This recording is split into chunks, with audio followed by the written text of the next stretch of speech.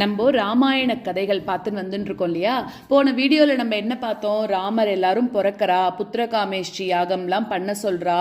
அதனால புத்திரகாமேஷ்டி யாகம் பண்ணும்போது அதனால ராமர், பரதன், அதுக்கப்புறம் லக்ஷ்மணன், சத்ருக்னன் அப்படின்னு சொல்லி 4 பேர் பிறக்கிறா அப்படின்னு பார்த்தோம் இல்லையா. ஸோ இப்போ என்ன ஆகுறதுன்னா, அந்த இடத்துக்கு இப்போ விஸ்வாமித்ரர் அப்படின்ற ஒருத்தர் வராராம். ஸோ அந்த விஸ்வாமித்ரர் அப்படின்னா யாரு அப்படின்னு நம்ம தெரிஞ்சுக்கணும் இல்லையா.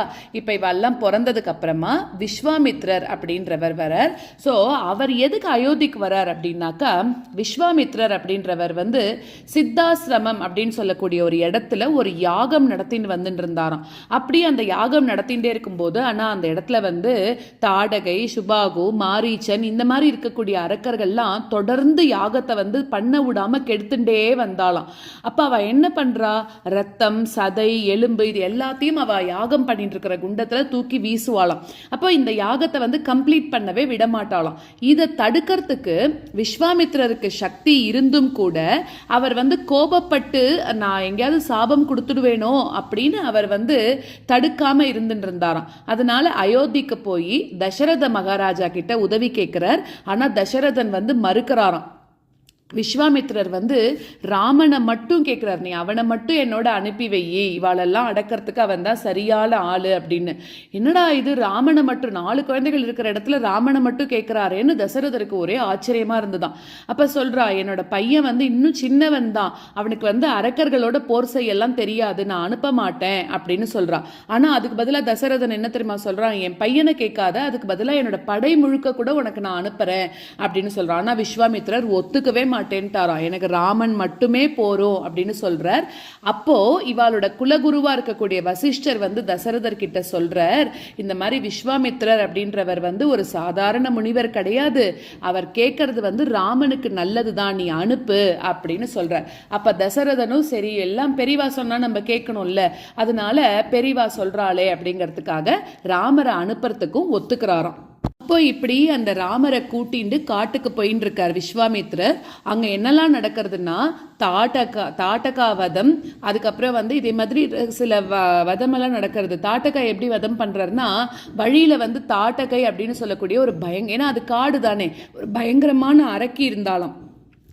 அப்போ விஸ்வாமித்ரர் ராமன் கிட்ட சொல்றார், இவளை நீ எப்படியாவது அழிச்சிட்டு இந்த காட்டை காப்பாத்து அப்படின்னு சொல்றாராம். ஸோ அதனால ராமரும் என்ன பண்றாருன்னா தாட்டகையை வதம் பண்றார். ஸோ இதுதான் ராமனோட முதல் போராக சொல்லப்படுறது அப்படின்னு சொல்றான். அந்த தாட்டகை யாரு அப்படின்னாக்க, ரொம்ப பவர்ஃபுல்லான பெண் அரக்கி அவன்.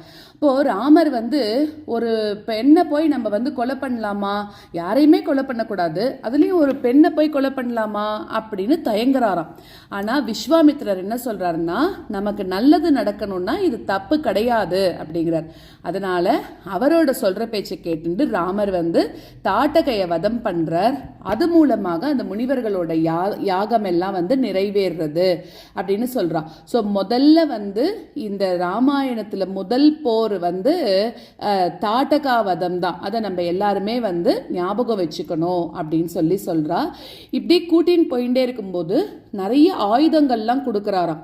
அந்த தாட்டகாவதத்துக்கு அப்புறம் விஸ்வாமித்ரர் நிறைய திவ்ய அஸ்திரங்கள், பிரம்மாஸ்திரம், ஆக்னேயாஸ்திரம், வாய்வாஸ்திரம், இந்த மாதிரி இருக்கக்கூடிய நல்ல தெய்வீக ஆயுதங்கள் இதெல்லாம் வச்சுக்கோ நீ கையில, எதிர்காலத்துல ராவண வதத்துக்கு பயன்படும்னு விஸ்வாமித்ரருக்கு ஏற்கனவே தெரிஞ்சிருக்கு. அதனால அவர் இந்த ஆயுதங்கள் எல்லாம் கொடுத்து வச்சுக்கோ அப்படின்னு சொல்றாராம். ஸோ இப்படி சித்தாசிரமத்துக்கு சேர்றா. விஸ்வாமித்ரர் யாகத்தையும் தொடங்குறார். இப்போ தாட்டகையை வதம் பண்ணி முடிச்சா விட்டு சுபாகு, மாரீச்சன் அப்படின்னு சொல்லக்கூடிய அரக்கர்கள்லாம் இவாளை தாக்கிறதுக்கு வராலாம். அப்புறம் ராமன் சுபாகுவையும் கொன்றான், மாரீச்சனை கடலுக்கு தாண்டி வீசி எரிஞ்சிட்டாலாம். இப்ப யாகமும் வெற்றிகரமாக முடிஞ்சிருது அப்படிங்கிறான். இதுக்கெல்லாம் மேல இன்னொன்னு சொல்லணும் அப்படின்னாக்க, விஸ்வாமித்ரர் யாகத்துக்காக மட்டும் ராமனை கூப்பிட்டுன்னு வரலையாம். அவர் என்னன்னா ஒரு திட்டத்தோட கூட்டின்னு வந்திருக்கார். என்னன்னா ராமனை ஒரு வீரனாக உருவாக்கணும், அந்த ஆயுதங்கள் எல்லாம் கொடுக்கணும், சீதையோட இணைக்கணும் அவரை, அதுக்கப்புறம் வந்து ராமனை அவதார புருஷன் அப்படின்னு உலகத்துக்கெல்லாம் காட்டணும் அப்படிங்கிறதுக்காகவும் கூட்டின்னு வந்திருக்கார். ஸோ விஸ்வாமித்ரர் இல்லாம வந்து நம்மளுக்கு ராமாயணமே இல்லை அப்படின்னு சொல்லலாம். அவர் தான் ராமரோட வாழ்க்கையில முதல் டேர்னிங் பாயிண்ட்டை ஏற்படுத்தினது அப்படின்னு சொல்லலாம். அடுத்தது சீதா சுயம்பரத்துக்காகவும் கூட்டின்னு வந்திருக்கார். என்னன்னா அந்த யாகம்லாம் பண்ணி முடிச்சோடனே விஸ்வாமித்திரர் சொல்றாராம், இந்த மாதிரி மிதிலையில வந்து சீதான்னு ஒருத்தி இருக்கா, அவளோட சுயம்பரம் நடந்துட்டு இருக்கு, நம்ம எல்லாம் போலாம். ஸோ அந்த மிதிலையில சிவதனுசை வந்து யாருமே தூக்க முடியலையாம்.